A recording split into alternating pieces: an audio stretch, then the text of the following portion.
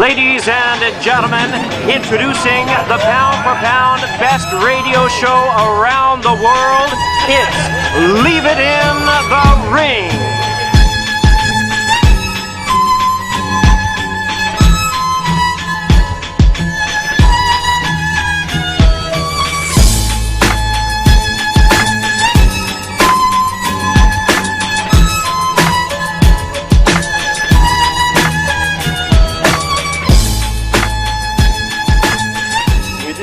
Special guest here. We didn't announce that we wanted to be a surprise. I'd like to welcome in WBA champ with the junior welterweights, Amir Khan. Amir, welcome to the show. Hey, thank you very much. Hey, Amir, how you doing, brother? How you been? I've been alright, man. I've been chilling out, working hard. Just got back into training camp in Los Angeles and just enjoying myself, really. Hey, you know, man, I gotta say, I really like the fact that you're very active on your Twitter there, man. But are you suckered into some of the feuds that people kind of like to draw people into? Yeah, you know, Twitter's great. You know, I think it's great for your fan base. You get good people on there, you get bad people on there, but you know, it's one of them things. People want to hear what you get up to, what you do, and everything. And I've got like 120,000 people following me, and every day, you know, I'm getting like 1,000 a day. But you know all the haters you get. You just have to. The only way you shut them up is by going out there and winning. Because, you know, before I fought Marcos Maidana, people were saying to me, oh, you're going to get knocked out, you got no chin. And when I beat him, all them haters totally shut up and become my fans in a way. That's true. That's true there, brother. You know, Amir, really quick, I kind of want to roll into something that it's been a major topic. It's been looming around you for some time right now, but with news. We had him on about 2 weeks ago, an old friend of yours, Alex Ortiz, and he had some, pretty strong things to say about you. Can you kind of fill us in about your input about what happened between the both of you guys? What it was, there's a few things in training camp that I wasn't happy about. Spoke to Freddie Roach, and Freddie, he spoke to me and he said, listen, end of the day, it's your boxing career, and I will bring someone else in who you're going to be happy with.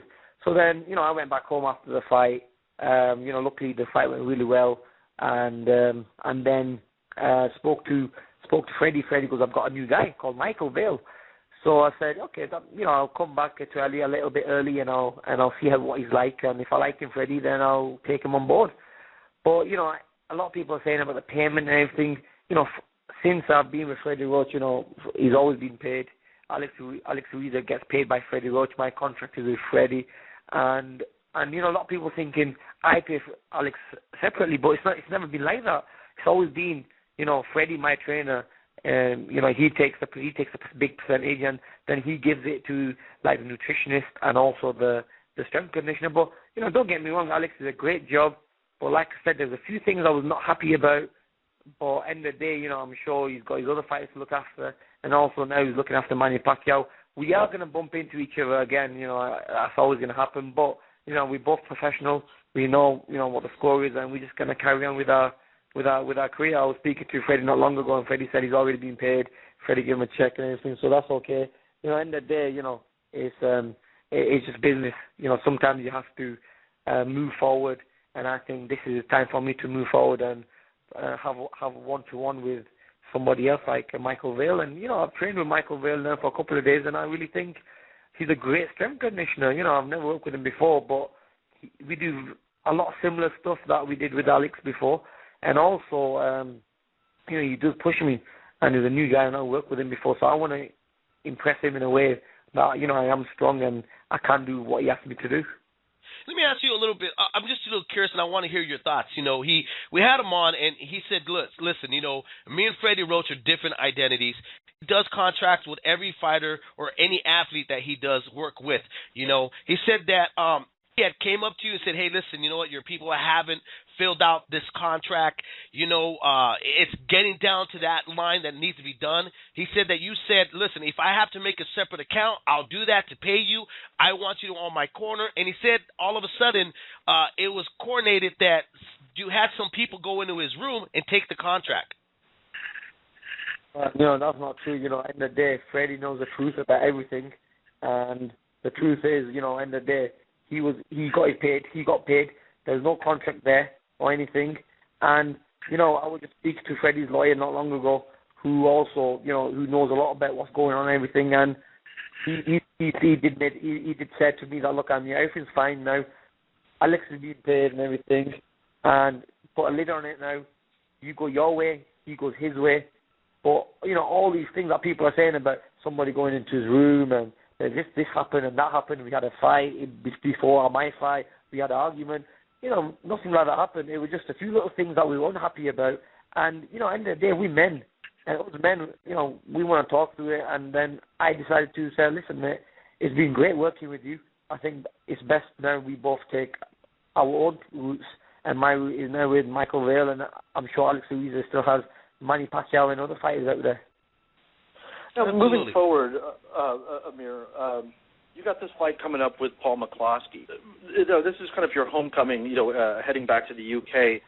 One, how excited are you to return back to where you came from, you know, and bring yourself, you know, before your fan base out there? But also, could you speak about that opponent? I don't know if many U.S. fans are too familiar with McCloskey. What do you see in him? Could you break him down for us? Well, yeah, you know, first of all, you know, it's going to be great to go back home and fight over there because a lot of people have missed me, you know. I'm not fought in England for the last 14 months.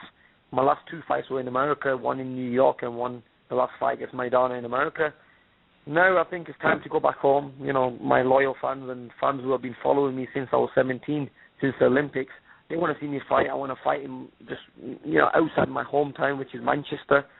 And it shows how demanding, you know, the tickets, or, you know, how demanding it is, because really, you know, the tickets went within 2-3 hours. They sold 9,000 tickets. Wow. Now, the MEN Arena has never done that before in any event, including music, concerts, or any other boxing event. It's the most selling tickets, you know, they've ever done. And, right. You know, that just shows the demand that we have over there. And I think it's good sometimes to go back home and, you know, please your crowd, because they are the loyal fans. They've been there for a long time. But this, you know, McCloskey is also a very crafty character. You know, he's tough.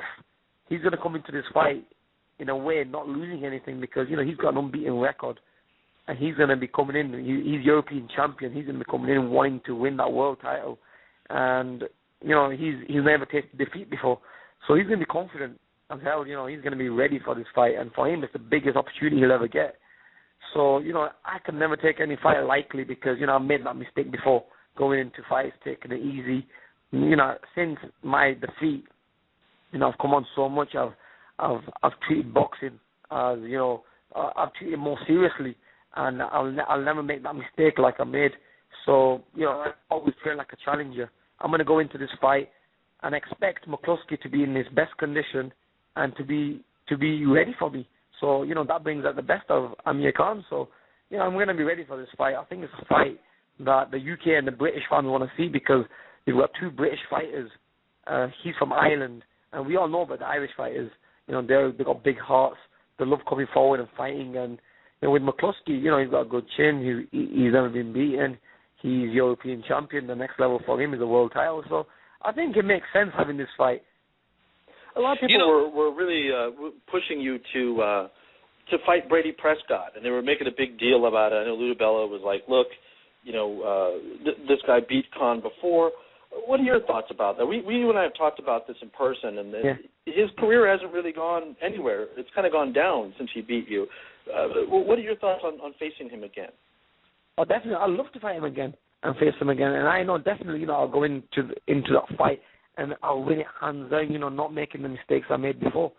But, you know, at the end of the day, you know, I thought about it and I said, I'm sure there's other fighters out there which will make more sense to me. And style-wise, Prescott has lost his last 3 fights, or lost 3 fights out of the 5 fights he's had. So if I beat him, people are going to say, oh, look, you've beaten him. I want him to win a couple of more fights and get prepared, and then I think it'll be a bigger fight, because, you know, he's won a few fights.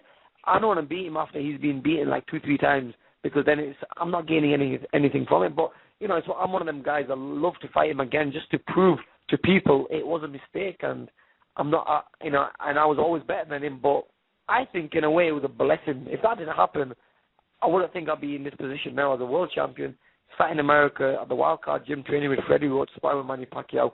Things happen for a reason, but I think in the future that fight will happen definitely. I'm not one to say I don't want to fight him again. I'm not scared of Brady Prescott in any way. and I know if I ever fight him again, you know, I will definitely beat him or knock him out. And, you know, Freddie also thinks the same. You know, Paul McCloskey, I think a lot of Americans don't know this. He's knocked out his last 4 opponents. He is definitely no slouch. This is a guy is dangerous, undefeated, ultra-high confidence. But, you know, I think a lot of Americans, Amir, are wondering, because I've gotten this on emails on Leaving the Ring here, is the pool of 140 is so deep that why did you decide to pick a guy that is rarely familiar with the Americans, not with the UK, but with the Americans? When you had Timothy Bradley calling you out, we just had recently Victor Ortiz on. He was saying that you're avoiding him, that you were promised to him after Madonna, and then after the fight just didn't materialize. What are your thoughts about that? Well, the fight against Victor Ortiz has never, ever come up to me, and I'm a Golden Boy as well, and they have never put that fight towards me. And if you look at it in timing-wise, you know, I wanted to get this fight early. I didn't want a big, long gap, and most of the top 10 fighters were fighting each other. Now, if I want to go back to the UK, for me to fight in the UK, I want to make the fight, you know, it's financially, I want to secure myself. It's a business, and McCloskey makes more sense, us being both from Britain. But the Victor Ortiz fight was never put to me, and if he was put to me, I think we all know who would win that fight. You know, I've beaten a guy who totally took him apart, and I think I have more skills than him, and also, you know, he's a good fighter, but I do not think he's ready for that level yet. But Timothy Bradley, I think, is another fighter that was put to me, but he was fighting him at the same time. Now, if I wanted the date for 16th of April, he wouldn't be ready for that date. So I'm willing to say, you know, definitely get this fight out of the way against McCloskey. I am willing to take Bradley in July, you know, and that'll just be before Ramadan. So I'd love to take that fight around in July time. Golden Boy is speaking to his team. You know, we don't want to jump the gun too far, and, you know we've got McCloskey to take care of, and he's no joke. Right. But we want to take care of McCloskey, and we go straight from there. There's only one fight, which I'm looking at after that, which is against Timothy Bradley, and that will be a unification fight, the number 1 versus the number 2, and also, you know, it's a fight that people want to see. You know, the thing, I got one real quick, Gabe, and I'll give it back to you. I know we got to let him go, but I got one more question for you, Amir. With the fight with Madonna, I was wondering, Amir, you were getting caught a lot with uppercuts. At any point, did Freddie Roach tell you, listen, you're getting caught too much with these uppercuts? Why was there never no adjustment to that? You know, I really think for that fight, I tell you why I probably stayed in there a bit longer than I should have. You know, I think I overtrained for that fight, to be honest with you. And, you know, Freddie noticed that a little bit. You know, we were doing a lot of conditioning work, which, in a way, I went into the fight quite tired, to be honest with you. Don't get me wrong, I made the weight professionally and everything, but I just felt that snap wasn't there. And I remember getting into the later rounds. And also, you know, you probably, maybe Maidana takes a lot of credit for that because he's such a pressurizing fighter. He never takes a step back, and he really makes you work. So, you know, I remember standing there, and, you know, I thought to myself, if I keep on moving, I'm going to tire myself out, and then Madonna's going to throw them big shots. So, you know, at times I stood there, and he was throwing them uppercuts. But to be honest with you, them uppercuts weren't really playing, you know, they weren't really hurting me in any way. You know, I was taking them, but in a way it was giving me time to, you know, recuperate and, you know, see what he was doing and letting Maidana throw his hard punches. I think mentally that made Maidana realize, wow, this guy's still in front of me. If he's taking the punches now, wow, you know, it makes him think of a different game plan, which I wanted to do. I wanted to take him out of his own game plan. But to be honest with you, you know, yeah, there was a few, after watching the video, yeah, I did get caught with a few shots I should have got caught with. But, you know, it's a learning curve, and I think, you know, we're not going to be standing there next time and taking uppercuts and stuff. I think more what we can do is slip and slide and hit and move and just be professional a little bit and be more classy and more skillful, because, you know, I've got the skill, I've got the style to move around, and I think I should stick to that really instead of standing there and taking shots.